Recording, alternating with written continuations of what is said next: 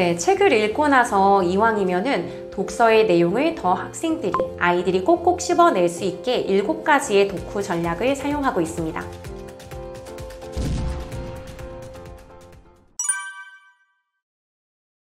네, 책을 읽고 나서 이왕이면은 독서의 내용을 더 아이들이 꼭꼭 씹어낼 수 있게 7가지의 독후 전략을 사용하고 있습니다. 일단 첫 번째로는요, 사자성어나 아니면은 속담 이런 것을 연계해서 확실하게 이해할 수 있는 그런 연습을 시키고 있거든요. 보통 국어 영역의 문제에서도 소설이나 아니면 비문학 영역을 주고 그것과 관련된 속담이나 아니면 사자성어를 묻는 문제들이 출제가 되고 있어요. 실제로 어휘력을 굉장히 중시하는 분들이 많이 생기면서 사자성어 책이나 속담책 같은 것들도 서점에 많이 나와 있는 걸로 알고 있습니다. 근데 그런 것을 그냥 외우듯이 이해하게 되면 금세 기억에서 잊혀져요. 그런데 아이들이 이미 재밌게 읽은 책을 그 상황과 연결해서 실제 수능 문제에서도 그렇거든요. 기계적으로 외우게 하지 않고 인물이 처한 상황과 연결해서 문제를 내고 있기 때문에 저도 그런 방식으로 활동을 하고 있어요. 그래서 이런 상황에서는 어떤 사자성어가 적절할까? 아니면 이런 상황에서는 어떤 속담이 맞는 걸까? 라는 것을 적용해서 아이들이 대답할 수 있게 활동을 하고 있고요. 이런 부분에서 초등 2학년하고 하고 있는데도 책 내용을 주고 제가 몇 개의 속담을 아이들에게 던져줘요. 근데 그것이 이제 책의 내용과 관련이 있는 것을 주거든요. 그러면서 누가 제일 먼저 이 내용, 책의 내용과 속담이 연결되는지 장면하고 연결해서 설명해 볼 사람 하면 아이들이 경쟁적으로 손을 듭니다. 왜냐하면 스티커를 하나 더 주거든요. 그러면 은근히 초인데도 불구하고 이런 상황에서는 이런 속담이 잘 어울려요. 왜냐하면 이렇기 때문이에요 하고 대답을 하더라고요. 상황과 연결해서 기억하기 때문에 아마 훨씬 잘 기억을 할 겁니다. 그래서 이런 독후 전략을 하나 사용하고 있고요. 또 하나는 감정, 성격, 책받침을 활용한 글쓰기 활동을 시키는 것입니다. 아이들이 보면요, 요즘에는 어휘의 빈곤이라고 이야기하죠. 너무나 좋을 때, 너무나 싫을 때, 또는 맛있을 때, 맛없을 때, 기분이 안 좋을 때, 전부 다 대박 이런 단어 하나로 모든 것을 대체하는 경우들이 많이 있는데요. 사실은 그거 하나로는 사람이 가진 세세한 감정이라든지 인물이 가진 특징이라든지 상황이 가지고 있는, 그래서 그 상황이 나에게 주는 감정을 다 설명할 수가 없잖아요. 어휘가 빈곤하면 결국은 내가 무언가를 받아들이는 세세한 감정선들도 굉장히 줄어드는 거라고 생각을 합니다. 그래서 다양한 어휘를 통해서 자기의 생각을 명확히 포착하고 내가 지금 가진 감정이 무엇이지? 라는 것을 알았을 때 그 감정을 처리하는 능력도 키워진다고 생각을 해요. 그래서 저는 감정, 성격이 굉장히 많이 담겨져 있는 책받침을 국어 사전들을 참고해서 만들었고요. 아이들이 글을 쓸 때 그 책받침을 하나씩 주고 글을 쓰게 합니다. 그 책받침을 참고하면 주인공이 나빠요 또는 좋아요 라고 했을 때 왜 나쁜데? 어떤 부분 때문에 나쁜데? 라고 하면 이 단어들을 막 찾는 거예요. 굉장히 탐욕스러워요. 아니면은 인색해요. 이런 단어들을 아이들이 찾을 수 있는 거죠. 왜 나쁜지, 얘가 구두쇠라서 나쁘구나. 아니면은 굉장히 이기적이라서 나쁘구나. 하는 단어들을 정확히 찾아냈을 때 오히려 더 명확히 인물의 성격을 파악하거나 내가 나쁘다고 생각한 이유가 이거였어 라고 하면서 내 생각에 어떤 밑바탕에 깔려 있었던 근거 이런 것들을 확실하게 포착하게 됩니다. 그래서 이런 연습을 많이 할 수 있게 해주시면 좋을 것 같아요. 세 번째로는요, 교과 연계 활동을 좀 하는 편입니다. 예를 들면요, 지금 저희 아이가 오늘 학교에서 새학기 교과서를 받아왔어요. 그러면 그 교과서를 엄마의 에너지가 조금 넘치는 날, 조금 그래도 좀 내가 마음이 좀 편한 날 있으시면 교과서를 훑어보시는 거예요. 훑어보시면 얘가 지금 다음 학기에 어떤 내용을 배우는구나 라는 것을 아실 수 있어요. 그래서 저는 예를 들면 초3 때는 국어사전 찾기 같은 것들을 많이 하거든요.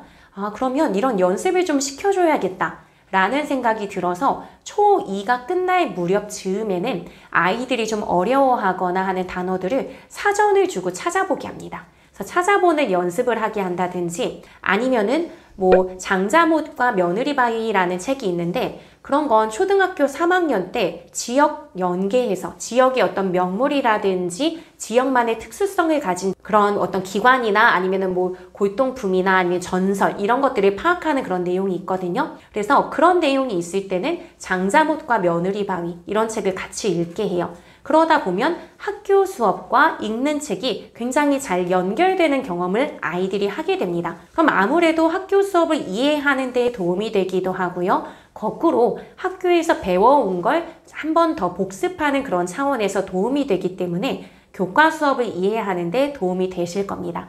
그래서 그런 부분에서 참고해서 활동을 진행하시거나 책을 선택하시면 훨씬 독후 활동이 알차질 수 있다 라고 보시면 되고요. 네 번째로는 초등 신문 읽기 활동도 많이 하고 있어요. 요즘에 아마 서점 가셔보면 굉장히 신문책이 많이 나와 있다라는 것을 아실 수 있을 거예요. 그래서 저는 그 중에서 2권 정도를 다 같이 공동 구매해서 가지고 있습니다. 그래서 저희 집에 비치를 해두고요. 시간이 조금 애매하게 남을 때도 신문 읽기를 하지만요. 그것 외에도 어떤 책의 내용과 관련 있는 것들이 나올 때가 있어요. 책의 내용 중에 굉장히 경쟁이 치열한 그 상황에서 나 혼자 1등 해야지 라고 하는 그런 주인공이 나온 책이 있었는데 그 책의 내용과 신문 기사가 연결되는 부분이 있더라고요. 예전에 어떤 테니스 선수가 올림픽 경기에 나갔다가 자기가 1등을 못했다고 라켓을 집어던진 사건이 있었는데 그게 신문 기사로 나온 책이 있었어요.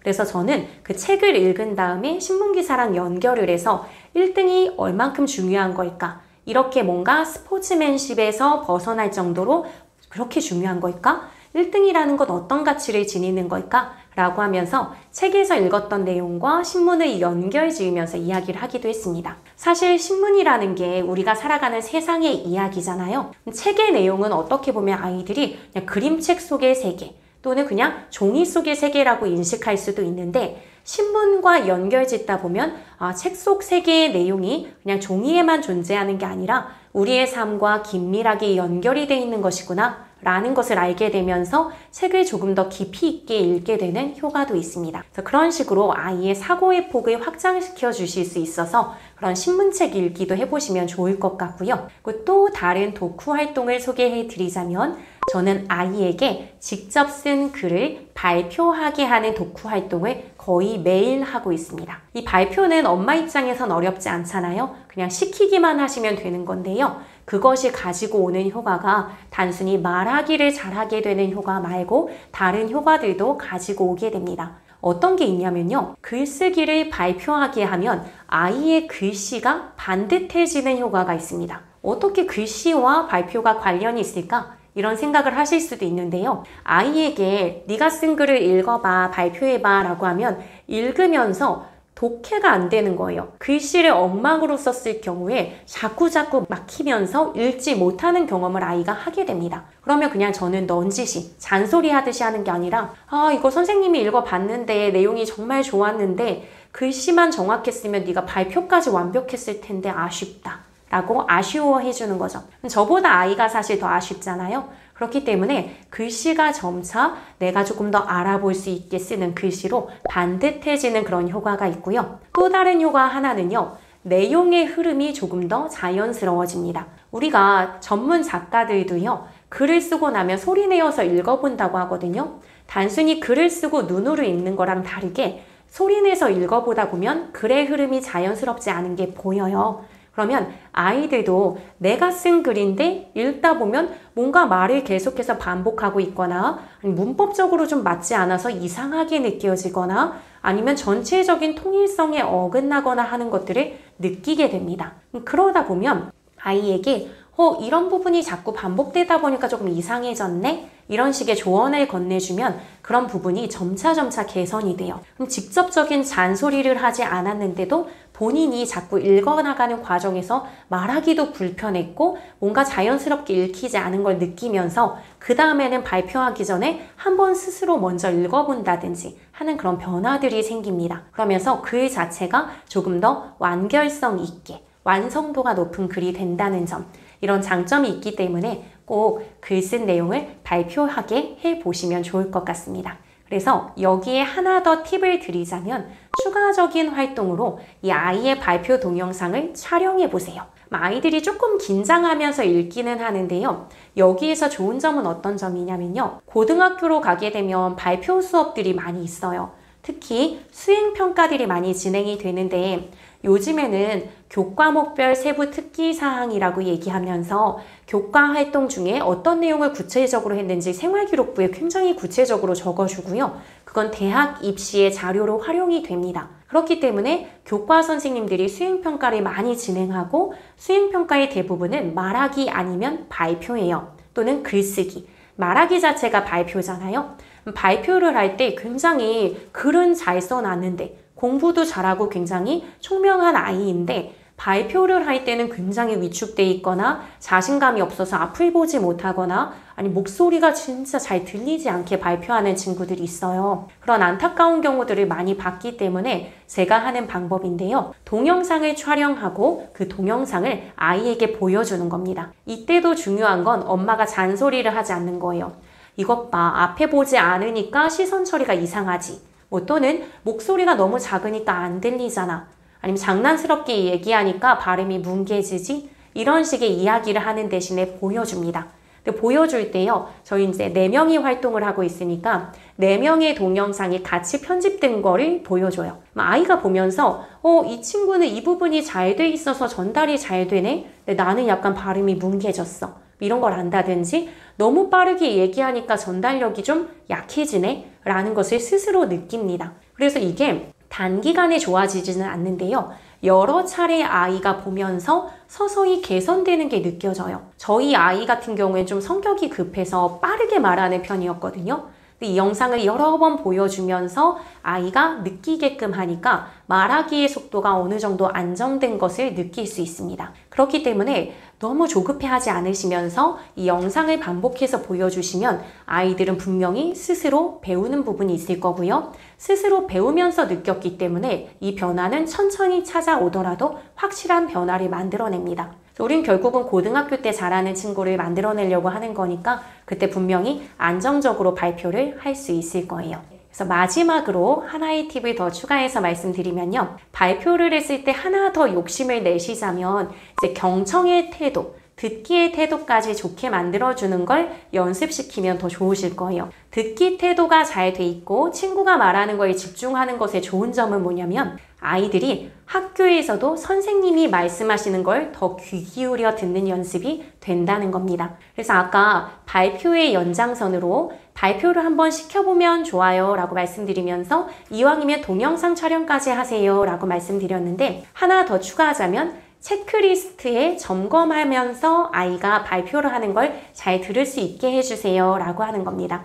아이들이 내가 발표하면 끝났어 라고 하면서 다른 사람의 말을 주의 깊게 듣지 않는 면이 있는데 이건 나중에 잘 듣게 되면 사회적인 면에서 다른 사람과의 어떤 의사소통에도 도움이 되고 학교 수업에도 도움이 되거든요. 단순히 가만히 있으면서 듣는 경청이 아니라요. 명확하게 상대방이 무슨 말을 했는지 파악하는 게 중요하거든요. 그래서 저는 체크리스트를 줍니다. 그래서 체크리스트에는 친구가 또박또박 명확한 발음으로 말했는지 체크하게 하는 거, 그리고 어떤 조건을 잘 지켰는지. 저는 아이들 글쓰기를 할 때 어떤 특정한 조건에 맞춰서 글을 쓰게 하거든요. 그 글쓰기 조건을 갖추어서 이 친구가 잘 말했는지를 체크하게 해요. 어쩔 수 없이 친구가 말한 것의 내용을 들을 수밖에 없습니다. 이 내용이 있는지 없는지를 판단해야 되는데 그런 중요한 내용을 듣는 연습을 하게 되면 학교에서도 선생님이 하시는 말에 어떤 내용이 중요한지 파악하는 데 연결이 될 거라고 생각을 해요. 이렇게 되면 결국은 꼭 수업만이 아니라 다른 사람의 얘기를 들을 때도 중요한 내용을 잘 이해하게 되고요. 우리가 누군가와 대화를 했을 때 내가 하는 말을 상대방이 잘 들어주면 되게 존중받는 느낌이 있잖아요. 이런 부분에서 사회적인 역할도 잘 해낼 수 있는 아이로 성장할 수 있으리라 생각합니다.